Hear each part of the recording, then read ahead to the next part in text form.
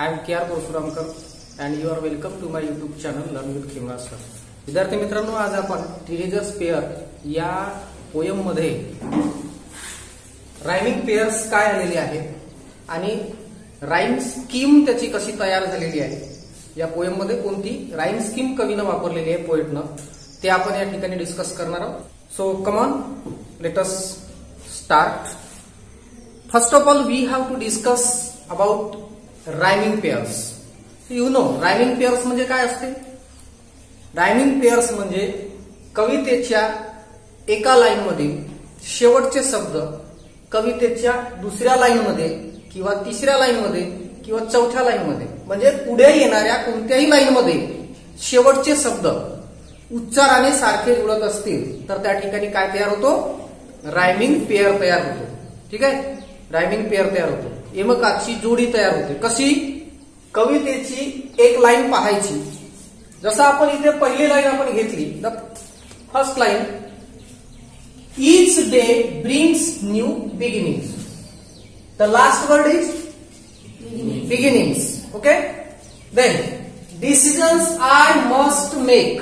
The last word is make. Then I am the only one to choose. The last word is choose. Okay. Then last line, the road that I will take. The last word is take. आता चार लाईनचा हा कडवा आहे. या चार लाईनच्या कडव्यामध्ये शेवटचे शब्द विचारात घ्यायचे आणि त्यांचा उच्चार सारखा येतो का, प्रोनाउन्सिएशन जुळतो का ते पाहायचे. ठीक आहे. इथे बिगिनिंग्स आहे, शेवटचा शब्द बिगिनिंग्स आहे. दुसऱ्या लाईन मध्ये मेक आहे, उत्तर जुळतोय का? नाही. तिसऱ्या लाईन मध्ये चूज आहे, बिगिनिंग चूज जुळतोय का? नाही. मेक चूज जुळतोय का? म्हणजे ही लाईन किंवा हा वर्ड याच्याशी जुळत नाही, याच्याशी जुळत नाही. बिगिनिंग टेक सोबत जुळतोय का? बिगिनिंग टेक म्हणून पाहिजे आपण, बिगिनिंग टेक. म्हणजे this word beginning is not making rhyme with another words in upcoming lines. येणाऱ्या पुढच्या कोणत्याच लाईन मधल्या शेवटच्या शब्दाशी बिगिनिंग हा वर्ड राईम करत नाही, हे मग जुळत नाही, म्हणजे हा निघाला. ठीक आहे. आता विचार करू आपण दुसऱ्या लाईन मध्ये शेवटचा शब्द काय आहे? Make. Okay, now make choose. Make choose pronunciation जुळत नाही. जिथे प्रोनाउन्सिएशन जुळत नाही, उच्चार सारखा येत नाही, तिथे यमकाची म्हणजे रायमिंग पेअर होत नाही. ठीक आहे, म्हणजे मेक चूज होणार नाही. आता चूज आणि टेक होतो का? चूज टेक होतो का? नाही. मग मेक सोबत लास्ट लाईन जर आपण विचारात घेतली तर मेक टेक. मेक टेक म्हणजे या ठिकाणी ह्या दोन वर्ड्स मेक आणि टेक ह्या दोन वर्ड्स मध्ये उच्चाराचा सारखेपणा आहे आणि म्हणून त्या ठिकाणी रायमिंग पेअर तयार होत आहे. ओके, याला म्हणू आपण रायमिंग पेअर. आता इथे सुटलेले जे दोन लाईन आहेत त्यांचे वर्ड्स विचारात घ्यायची काही गरज नाही. आता परीक्षेमध्ये तुम्हाला ऍक्टिव्हिटी नंबर 3 मध्ये म्हणजे A3 मध्ये जो क्वेश्चन राहील तिथे find out rhyming pairs from the stanza असा क्वेश्चन राहील. दिलेल्या स्टांजा मधून कडव्यामधून रायमिंग पेअर्स शोधून काढा. तर ऍटलिस्ट 2 पेअर्स तुम्हाला लिहायचे असतात. 2 पेअर्स, एक जोडी म्हणजे अर्धा मार्क, दुसरी जोडी अर्धा मार्क. ती ऍक्टिव्हिटी 1 मार्क साठी असते. तर त्या ठिकाणी आता तुम्हाला या कडव्यामध्ये एक जोडी मिळाली. पुढच्या कडव्यामध्ये तुम्हाला आणखी जर तुम्ही पुढचा कडवा विचारात घेतला तर I can choose to take the road of life. शेवटचा वर्ड आला, last word life. That leads to great success. Last word आला success. Or travel down the darken road. Last word आला road. That leads to great distress. Last word आहे distress.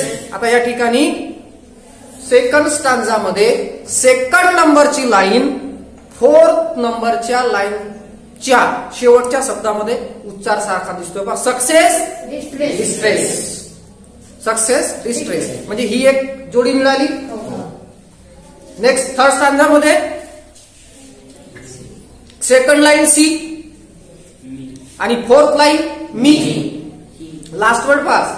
दुसऱ्या line मध्ये आणि चौथी line याच्यामध्ये येणारे शेवटचे शब्द पहा, लास्ट वर्ड्स पहा. सी मी जुडली एक pair. Then next stanza way day way day way day way day जुडली एक pair. And now last stanza see me see me. म्हणजे थ्रू आउट द पोएम प्रत्येक कडव्यामध्ये त्या कडव्यातली दुसरी लाईन, मग पहिला कडवा असेल, दुसरा असेल, तिसरा असेल, चौथा असेल, पाचवा असेल, every stanza line number 2 last word making rhyme with last word of line number 4. प्रत्येक कडव्यामधली 2 नंबरची लाईन 4 नंबरच्या लाईन मधल्या शब्दांशी म्हणजे यमक करते आहे, जुळवते आहे. बरोबर आहे. तर अशा प्रकारे या ठिकाणी आपल्याला यमक मिळाले, म्हणजे रायमिंग पेअर्स मिळाले. ओके. समजण्यासाठी मी या ठिकाणी पहिला स्टांजा तुम्हाला दिलेला आहे. तर पहिल्या स्टांजामध्ये एक पेअर आपल्याला मिळाली, सेकंड स्टांजामध्ये दुसरी पेअर मिळाली, थर्ड स्टांजामध्ये तिसरी पेअर मिळाली. आता काही कवितांमध्ये, काही पोएम्स मध्ये तुम्हाला 2-2 पेअर्स मिळतील, कारण त्या ठिकाणी पहिल्या 2 लाईन, दुसऱ्या 2 लाईन, किंवा पहिली आणि तिसरी तर दुसरी आणि चौथी, अशा अल्टरनेट त्या ठिकाणी राईम येऊ शकतात आणि त्यामुळे त्या ठिकाणी 2 पेअर्स निर्माण होऊ शकतात. बट या पोएम मध्ये प्रत्येक कडव्यामध्ये, प्रत्येक स्टांजामध्ये एक रायमिंग पेअर तयार झालेली आहे. ओके. आता परीक्षेमध्ये आपल्याला रायमिंग पेअर लिहायची आहे, ह्या पद्धतीने लिहिणार आहे का आपण? नाही. आपल्याला ह्या पद्धतीने ते ओळखायचं आहे, काढून घ्यायचं आहे आपल्याला. आता लिहिताना मात्र आपल्याला त्याची रायमिंग पेअर कशी लिहायची आहे? नंबर 1 मेक आणि हा वर्ड लिहायचा टेक. ही झाली रायमिंग पेअर नंबर 1. पेअर म्हणजे जोडी, यमकाची जोडी. पहिली जोडी, पहिल्या कडव्यात एक जोडी आहे. आता तुम्ही दुसरी जोडी काढाल, दुसऱ्या कडव्यामध्ये आहे. तिसरी जोडी काढाल, ती तिसऱ्या कडव्यामध्ये आहे. तर सेकंड स्टांजामध्ये कोणती पेअर आली आहे? Success distress. Success distress. Okay. In this way त्या ठिकाणी दुसरी पेअर तयार झालेली आहे. तर अशा पद्धतीनं तुम्हाला यमकाच्या जोड्या म्हणजे रायमिंग पेअर्स तुम्हाला लिहायच्या आहेत. 1 मार्कची ऍक्टिव्हिटी असते आणि त्याच्यामध्ये लिहायचे असते आपल्याला 2 पेअर्स. ठीक आहे. या पद्धतीनं आपल्याला ती ऍक्टिव्हिटी कंप्लीट करायची असते. आता जर समजा अप्रिसिएशन लिहायचं असेल, अप्रिसिएशन पोएमचं 5 मार्क्ससाठी ती ऍक्टिव्हिटी आहे. देर आर 4 पॉइंट्स, 4 पॉइंट्स आहेत त्याच्यामध्ये. मग त्या ठिकाणी आपल्याला राईम स्कीम लिहायची असते, राईम स्कीम लिहायची असते. तर राईम स्कीम आपल्याला तेव्हाच काढता येते जेव्हा आपल्याला रायमिंग पेअर ओळखता येत असतील. रायमिंग पेअर ओळखता येत असेल तर राईम स्कीम काढता येते. आता राईम स्कीम कशी काढायची ते आपण बघू. तर बघा या ठिकाणी आपल्याला थ्रू आउट द पोएम पोएटनं, कवीनं एकसारखीच राईम स्कीम वापरलेली असते कधी कधी, तर तीही ओळखता आली पाहिजे. किंवा कधी कधी एका कडव्यामध्ये वेगळी राईम स्कीम तर पुढच्या येणाऱ्या कडव्यामध्ये वेगळी राईम स्कीम, म्हणजे बदलती राईम स्कीम त्या ठिकाणी वापरलेली असते. आणि काही पोएम्स असे असतात की त्या ठिकाणी राईम स्कीमच नसते, तर त्या फ्री वर्स मध्ये असतात. त्या ठिकाणी आपल्याला लिहावं लागेल the poem is an example of free वर्स, असं त्या ठिकाणी लिहावं लागेल. तर बघू आपण या ठिकाणी राईम स्कीम कशी निघते. तर इथे सुद्धा तोच फॉर्म्युला लावायचा की पहिल्या लाईन मधला शेवटचा शब्द दुसऱ्या किंवा तिसऱ्या किंवा चौथ्या लाईन मध्ये यमक जुळतोय का ते पाहावं लागते. आता हे सांगायची गरज नाही, आपण ऑलरेडी या ठिकाणी रायमिंग पेअर काढलेली आहे की नाही. तर कुठे कुठे रायमिंग पेअर निघालेली आहे, म्हणजे कोणते कोणते वर्ड्स राईम झालेले आहे मेक आणि टेक. ठीक आहे, मेक आणि टेक. आता राईम स्कीम काढताना आपल्याला काय करावं लागते की प्रत्येक लाईनच्या शेवटच्या शब्दासमोर अल्फाबेटिकल लेटर्स द्यावे लागते. अल्फाबेटिकल लेटर म्हणजे ए टू झेड जे अल्फाबेट आहे, ABCDEFGH जे हे जे अक्षर आहे ते स्मॉल अक्षर, कॅपिटल नाही स्मॉल, त्यांच्या पुढे मांडायचे. आता कुठे ए न कुठे बी न कुठे सी, त्यासाठी काय करायचं की आपण पहिल्या लाईन मधला जो वर्ड आहे त्याच्या पुढे म्हणजे आपण लिहिलं समजा ये. आता हा वर्ड प्रोनाउन्सिएशन मध्ये, उच्चारामध्ये कोणत्या दुसऱ्या वर्ड सोबत मॅच होतोय का? नाही होत ना. म्हणजे तिथे रायमिंग पेअर नाहीच आहे, ऑलरेडी नाही आहे का? नाही आहे. मग पुढचा जो वर्ड येतो, पुढची लाईन येते, त्या पुढच्या लाईन मधला म्हणजे जो लास्ट वर्ड आहे तो पहिल्या लाईन मधल्या लास्ट वर्डशी मॅच होत नाही, उच्चारण जुळत नाहीये. तर येणारा पुढचा जो लेटर राहील याच्या नंतरचा तो काय यायला पाहिजे? इथे बी यायला पाहिजे, बी. ठीक आहे. आता तिसरी लाईन, थर्ड लाईन काय वर्ड आहे? चूज. आता मला सांगा, ब्रिंग्स, मेक, चूज इथे कुठे एमक जुळतोय का? नाही. म्हणजे या ठिकाणी येणारी लाईन सुद्धा वेगळी आहे की नाही? काय आहे? सी. मग आता पुढे पहा, लास्ट लाईनचा लास्ट वर्ड आहे टेक, आणि तो जुळतोय कुठे? बी सोबत, म्हणजे मेक सोबत. ठीक आहे.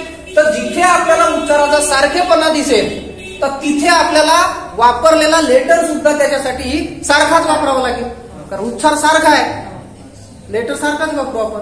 नेक्स्ट लेटर घ्यायचा नाही. तर काय येईल आता इथे? मग बी येईल. ठीक आहे. याच्यातूनच आपल्याला समजते की हा बी आणि हा बी आहे, म्हणजे हे रायमिंग पेअर आहे. जिथे रायमिंग पेअर असेल तिथे सेम लेटर, आणि जिथे रायमिंग पेअर नाही तिथे पुढचा लेटर, वेगवेगळे लेटर. आलं लक्षात? आता काय मिळालं आपल्याला? ए बी सी डी हे लेटर्स मिळाले, हे अक्षर मिळाले. ठीक आहे. अप्रिसिएशन मध्ये आपण एका कडव्याची राईम स्कीम लिहिली तरी चालते. आता या थ्रू आउट द पोएम, पूर्ण पोएम मध्ये हीच राईम स्कीम कवीनं फॉलो केलेली आहे. सगळ्या कडव्यामध्ये याच पद्धतीनं राईम स्कीम आलेली आहे. जर नेक्स्ट स्टांजामध्ये बदलत असेल तर मग तुम्हाला 2 स्टांजाची राईम स्कीम लिहायची आहे. अदरवाईज सारखीच असेल तर एकाच स्टांजाची राईम स्कीम अप्रिसिएशन मध्ये लिहायची आहे. ओके. आता आपल्याला राईम स्कीम लिहायची आहे तर आपण हे असं नाही लिहिणार, हे काढून घेतलं, आपण समजून घेतलं, या पद्धतीने करायचं आहे आपल्याला काम. पण लिहिताना, आन्सर लिहिताना आपल्याला राईम स्कीम कशी लिहावी लागेल? राईम स्कीम कशी लिहावी लागेल?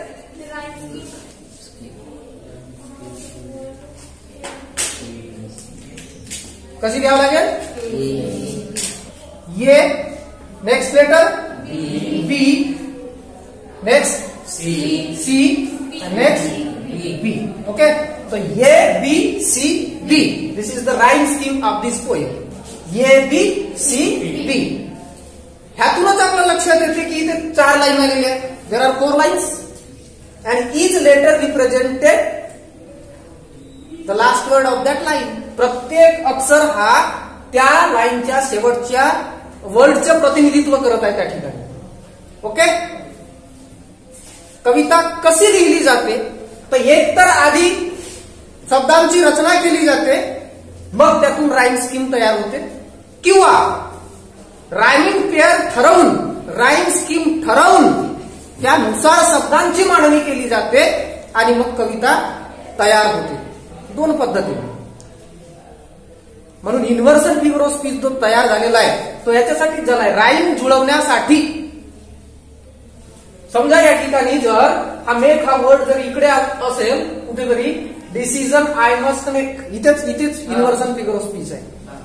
ठीक आहे. हा जर वर्ड इकडे गेला असताना त्याच्या करेक्ट पॅटर्न मध्ये जर ही लाईन राहिली असती ना प्रोज ऑर्डर मध्ये, तर इथे राईम जुडले नसते. मग कवीला ही राईम स्कीम वापरायची होती. The poet wanted to use the rhyming scheme ABCD and so the poet obviously, जाणून बुजून स्वतःहून कवीनं या लाईन मध्ये गडबड केली. स्वतःहून आपण अशा प्रकारे प्रोज मध्ये म्हणजे जे सेंटेन्स असतात आपले त्याच्यामध्ये अशी रचना करू शकत नाही. ग्रॅमॅटिकली इनकरेक्ट असते, ते चुकीचं असते, आपल्याला त्याच्यावर 0 मार्क मिळते. बट कवी कवितेमध्ये अशी रचना करू शकते कारण ती कविता आहे, त्याला स्वातंत्र्य आहे. The poet is free to play with words, कारण त्याला कवितेमध्ये फिगर्स ऑफ स्पीच निर्माण करायचे असतील, भाषा अलंकारिक बनवायची असेल तर तो तसं करू शकतो. So this is about rhyme scheme. Okay, आता तुमच्या लक्षात आलं की राईम स्कीम कशी आपल्याला ओळखायची आहे किंवा ओळखता आली तर तिला लिहायची कशी आहे इन दिस वे. तर या राईम स्कीमच्या पॉइंटवर तुम्हाला 1 मार्क तुमच्या अप्रिसिएशन मध्ये आहे. ओके.